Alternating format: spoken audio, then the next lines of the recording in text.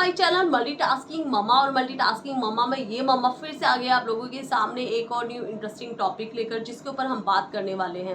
वैसे तो आप लोग थंबनेल देखकर समझदार हैं, खुद ही समझ गए होंगे कि आज हमारा जो मेन टॉपिक है वो किसके ऊपर बात करने वाले हैं। जी हाँ, आज हम बात करने वाले हैं पोस्ट प्रेगनेंसी जो लेडीज में चेंजेस आते हैं उन सभी के बारे में, कि वो चेंजेस क्यों आते हैं, क्या चीजें होती हैं और कैसे न्यू मदर उनसे रिकवर हो सकती हैं। तो फ्रेंड्स, आगे बढ़ने से पहले मैं आप सभी से रिक्वेस्ट करूंगी, जितने भी मेरे न्यू व्यूवर्स इस वीडियो को वॉच कर रहे हैं वो सभी मेरे चैनल को सब्सक्राइब कर दीजिए। साथ में ये जो बेल आइकन है ना, इसको जरूर प्रेस कर दीजिएगा, ताकि जो भी न्यू वीडियोस होंगी उनके नोटिफिकेशंस आप लोगों को मिलते जाएं। साइड बाय साइड आपको इस वीडियो को एंड तक देखना है, ताकि कोई भी पॉइंट आपसे मिस ना हो जाए। थर्ड थिंग, जो भी पॉइंट आपको ज्यादा पसंद आता है वहीं पर जो लाइक का बटन है उसको जरूर प्रेस कर दीजिएगा। चलिए बैक टू द टॉपिक। आज हम जो बात करने वाले हैं कि पोस्ट प्रेगनेंसी लेडीज के अंदर इतने सारे चेंजेस क्यों होते हैं, उनके क्या रीजन होते हैं, क्या सिम्टम होते हैं और उससे कैसे रिकवरी ले सकते हैं। देखिए, जब भी एक मदर होती है, बच्चे को जन्म देती है, तो उस टाइम पर है ना, इतनी सारी चीजें हमारे अंदर चल रही होती है ना, मतलब बोलो तो घमासान युद्ध चल रहा होता है हमारे मन में कि ये सारी चीजें क्यों हो रही है। आपके पास सब लोग हैं, आपकी बहुत अच्छी केयर हो रही है, आप पूरे दिन अपने बेड पे आराम कर रहे होते हैं, कोई टेंशन नहीं है, ठीक है, बेबी की केयर करने के लिए बहुत सारे लोग हैं, आपको हर चीज का सपोर्ट मिल रहा है, लेकिन फिर भी कहीं ना कहीं आप बहुत ज्यादा अकेलापन फील करते हैं, बहुत ज़्यादा डिप्रेशन में चले जाते हैं, ओवर थिंक करने लगते हैं कि ये सारी चीज़ें क्या हो रही है। और भाई उस टाइम पे अगर कोई आपको कुछ बोल दे, स्पेशली आपका हस्बैंड, तो भाई वो तो मतलब क्या बोले कि तीसरा चौथा आपका है ना, मतलब वर्ल्ड वॉर स्टार्ट हो जाती है। ये सारी चीज़ें होती क्यों हैं, तो आज हम इसी के ऊपर बात करने वाले हैं। तो देखिए, जब ये सारी चीज़ें होती हैं तो आप जब हम अपने बड़ों से बात करते हैं तो उनका कहना यही होता है कि दिस इज़ वेरी नेचुरल। ये तो सभी के साथ होता है, प्रेगनेंसी के बाद हमारे साथ भी हुआ था, आपके साथ भी होगा, और ये तो नेचुरली होता है। But friend, this is not actually normal, क्योंकि ये आगे चलकर बहुत बड़ी प्रॉब्लम हो जाती है जिन लोगों को नहीं पता होता है। मैंने बहुत सारी मदर्स देखी हैं जो इस डिप्रेशन की शिकार होती हैं और पता नहीं उनके साथ क्या क्या हो जाता है। तो फ्रेंड्स, देखिए, ये तो रही कि हमारे जो बड़े हमें बोलते हैं हम उसको फॉलो कर रहे हैं या नहीं कर रहे। बट अगर मेडिकल टर्म में देखा जाए तो दो चीज़ें बताई गई हैं, एक होता है baby blues time and second होता है postmortem depression. Baby blues time period होता है, ये 2 to 3 वीक्स का होता है, जिसमें कि आपकी बॉडी 2 से 3 हफ्ते में रिकवर कर लेती है। आप उसमें जितने भी हार्मोन्स होते हैं वो आपके बैलेंस होना स्टार्ट हो जाते हैं, बॉडी आपकी हीलिंग करना स्टार्ट कर देती है, ठीक है। तो ये सारी चीज़ें होती हैं। बट अगर यही चीज़ आपका जो 2 से 3 महीने के बावजूद भी आपके साथ लंबे टाइम तक ये चीज़ चली आ रही है, आपको बहुत ज़्यादा वीकनेस फील हो रही है बॉडी में, कुछ करने का मन नहीं करता, बहुत ज़्यादा नींद आती है या फिर नींद ही नहीं आती है, और हर एक किस पर्सन को देखकर बहुत ज़्यादा गुस्सा आने लगता है, ओवर थिंक करने लगते हो कि ये मेरे साथ ऐसा क्यों हो रहा है, मेरे पास तो सारे ही सुविधाएं हैं, सुख है, सब लोग हेल्प के लिए हैं, फिर भी मेरे साथ ऐसी सिचुएशन क्यों हो रही है। तो अगर आपके साथ ऐसा होता है तो डैट मीन कि आपके साथ पोस्टमार्टम डिप्रेशन वाली प्रॉब्लम स्टार्ट हो गई है। तो अब जानते हैं इनके रीजंस क्या होते हैं। देखिए, जो पोस्टमार्टम डिप्रेशन होता है ये 7 में से 1 महिला को होता है। इसके रीजंस क्या होते हैं? इसके रीजंस ये होते हैं कि आपके हार्मोन्स हैं वो अभी तक बैलेंस नहीं हुए हैं। सेकंड रीजन कि आपका जो है ना, स्ट्रेस लेवल बहुत ज़्यादा हाई है, आप ठीक से सो नहीं पा रहे हैं, या आपकी बॉडी में बहुत ज़्यादा वीकनेस है, या कुछ ओवर थिंक बहुत ज़्यादा कर रहे हैं। तो ये स्ट्रेस, जब आप एक्स्ट्रा स्ट्रेस लेते हैं तो उसका भी रीजन हो सकता है। एंड थर्ड थिंग कि अगर आपकी कोई भी ऐसी हिस्ट्री रही है, डिप्रेशन वाली हिस्ट्री रही है, तो उन पेशेंट्स के साथ भी ये प्रॉब्लम होना नॉर्मल है। तो ये तो रहे रीजंस। अब बात कर लेते हैं इनके सिम्टम्स क्या होते हैं। अगर पोस्ट प्रेगनेंसी आपके नियर बाय कोई भी महिला ऐसी है, कोई भी न्यू मॉम ऐसी है कि उनका 1 महीना के बाद भी उनकी बॉडी रिकवर नहीं कर पाई है, उनको वीकनेस बहुत ज़्यादा फील हो रहा है, ठीक है, और मतलब बात बात पे बहुत ज़्यादा गुस्सा आ रहा है, चिड़चिड़ापन बहुत ज़्यादा हो रहा है, और कुछ करने का मन नहीं कर रहा, कभी कभी उनका मन करता है कि सब छोड़ छाड़ के भाग जाऊं या सुसाइड कर लूं। तो ये सारे सिम्टम्स होते हैं कि वो धीरे धीरे पोस्टमार्टम डिप्रेशन की ओर जा रही हैं। तो अगर आपके साथ कोई भी न्यू मॉम इस तरह के कोई भी घटना आपके साथ डिस्कस करती है तो आप उनका हेल्प कीजिए। आप उनको ये मत कहिए कि ऐसा तो होता ही है, बिकॉज देखिए टाइम पीरियड बहुत ज़्यादा चेंज हो गया है, बड़ी चीज़ें चेंज होती जा रही हैं, तो हमारे जो मेंटलिटी है वो भी हमें थोड़ा सा चेंज करना चाहिए। ठीक है, थोड़ा सा अपने मतलब दीवारों से बाहर निकलेंगे तो नई चीज़ें होंगी, तो हम बहुत से लोगों को बचा सकते हैं। तो अब वो जो पुरानी मिथ थी ऐसा ही होता है, ऐसा नहीं होता है, इसके पीछे भी एक रीज़न होता है। तो फ्रेंड्स देखिए, ये तो मैंने आपको बताया कि इसके जो सिम्टम्स होते हैं, सिम्टम्स में मैंने आपको बता दिया है, वीकनेस बहुत ज़्यादा होती है, इरिटेशन बहुत ज़्यादा होती है, नींद ठीक से नहीं आती है या फिर बहुत ज़्यादा नींद आती है और बहुत ज़्यादा लो फील करते हैं। सम टाइम ऐसा उनका मन करता है कि मैं सुसाइड कर लूँ या घर से भाग जाऊँ, कुछ भी कर ले, इस तरीके की प्रॉब्लम्स आती हैं। ठीक है, अब बात करते हैं कि अगर ये सारी चीज़ें हो रही हैं तो उस टाइम पीरियड पर आपको क्या करना चाहिए। देखिए बहुत सारी मॉम्स ऐसी होती हैं जिनको इस बारे में कुछ पता ही नहीं है। हाँ, सो फ्रेंड्स अभी बात कर लेते हैं इस चीज़ से कैसे निजात हम पा सकते हैं। इस चीज़ से अगर किसी पर्सन के साथ ये सब चीज़ें हो रही हैं तो उसको हम कैसे कम आउट करें। ठीक है, सो सबसे पहले तो उस पर्सन को अपने डॉक्टर से मिलना चाहिए, गाइनो से मिलना चाहिए, वो उसकी हेल्प करेंगे कि क्या करें क्या नहीं करें।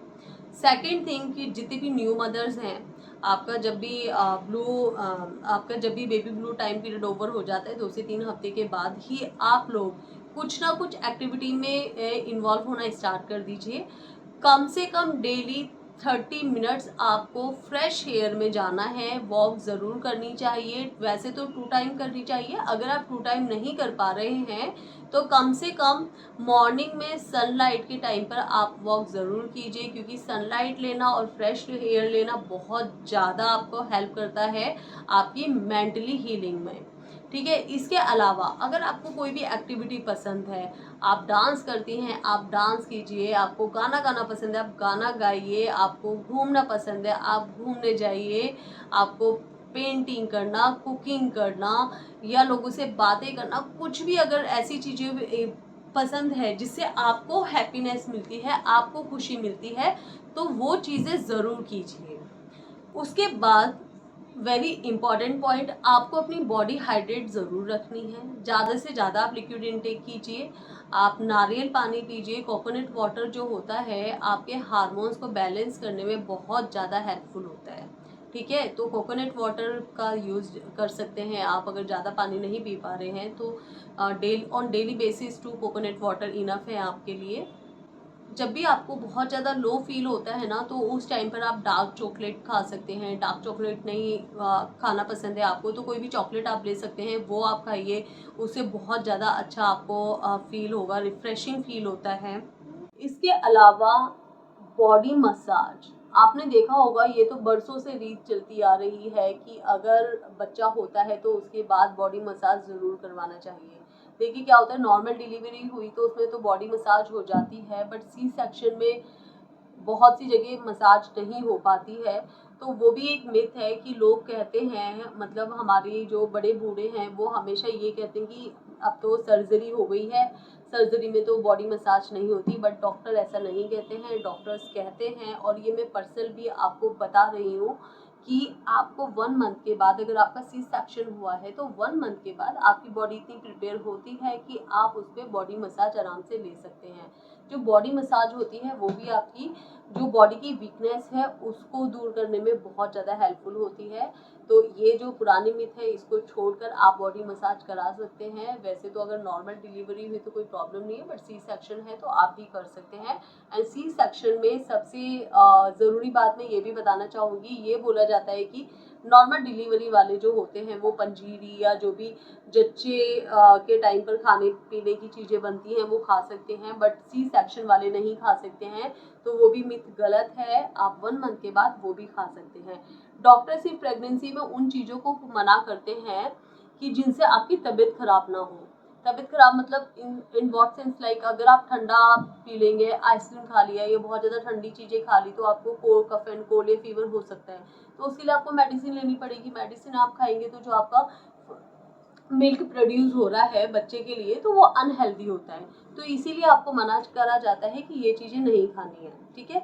इसके अलावा आपको स्पाइसी फूड नहीं खाना चाहिए। स्पाइसी फूड खाएंगे तो उससे आपको कॉन्स्टिपेशन की प्रॉब्लम होती है, तो वो भी बच्चे के लिए प्रॉब्लम होती है। बहुत बार आपने देखा होगा, जितने भी मदर्स ये वीडियो देख रही है, कि आप जो भी कुछ खाते हैं तो वो बच्चे के पॉटी के थ्रू निकल जाता है, तो कहा जाता है, तभी पकड़ लेते हैं कि आपने आज ये खाया है, पता चल रहा है कि बच्चे की पॉटी ऐसी हुई है। तो इसीलिए कहा जाता है कि थोड़ा सा खान पान का ध्यान रखिए, ताकि आपका जो मिल्क है वो एक हेल्दी मिल्क प्रोड्यूस हो और आपके बच्चे को एक हेल्दी मिल्क फीड करा पाए। इसके अलावा वेरी वेरी इंपॉर्टेंट पॉइंट, आपकी जब डिलीवरी हो जाती है तो आपको ऐसे लोगों के साथ उठना बैठना चाहिए जिनसे बात करके आपको खुशी मिलती है।